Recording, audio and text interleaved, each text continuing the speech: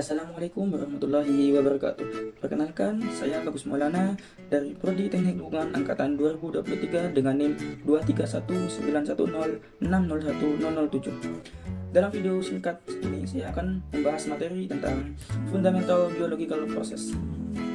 Ada peribahasa mengatakan, di mana bumi dipijak, di situ langit dijunjung. Ngomongin tentang masalah bumi, ternyata di dalam bumi terdapat banyak sekali unsur abiotik dan biotik. Unsur abiotik atau unsur yang tidak hidup itu seperti air, angin, tanah, udara, cahaya matahari, pH, suhu, dan sebagainya. Contoh unsur biotik itu ada dua, ada yang bisa terlihat oleh mata langsung, ada yang tidak terlihat oleh mata langsung atau bisa digunakan mikroskop. Untuk yang bisa terlihat langsung itu ada manusia, hewan, dan tumbuhan. Untuk yang menggunakan mikroskop itu ada mikroba seperti fungi, bakteri, protozoa, dan sebagainya.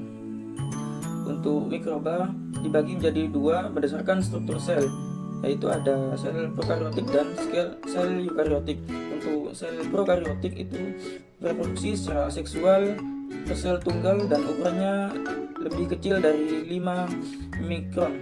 Untuk sel prokaryotik itu berproduksi secara seksual ke sel ganda dan ukurannya lebih besar dari 20 mikron. Dan mikroba berespirasi ada 3, yaitu respirasi secara aerob atau menggunakan oksigen, ada anaerob tidak menggunakan oksigen, dan fakultatif bisa menggunakan oksigen dan bisa tidak menggunakan oksigen. Mikroba banyak dikenal sebagai patogen atau bakteri yang menimbulkan penyakit, tetapi banyak mikroba yang dapat bermanfaat di berbagai bidang seperti bidang pertanian, bidang perikanan, dan bidang industri.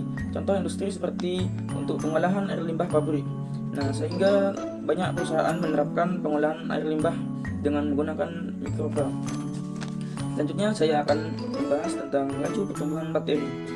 Laju pertumbuhan bakteri ini terdapat 4 fase. Yang pertama itu fase lag, yang dimana lag itu fase adaptasi bakteri. Yang kedua itu ada fase log growth. Log growth ini dimana fase pertumbuhan bakteri. Kemudian ada fase stasioner, yaitu fase dimana bakterinya jumlahnya tetap dikarenakan nutrisinya semakin menurun. Kemudian fase terakhir yaitu ada fase dead, dimana bakterinya menurun dikarenakan hilangnya nutrisi.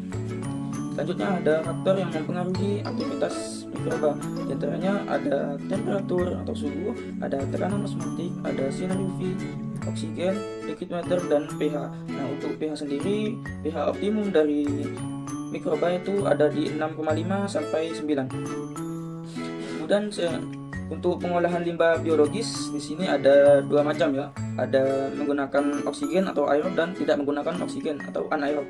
Untuk yang aerobik contohnya seperti lumpur aktif, filter tetes, kolam aerasi, dan kolam oksidasi.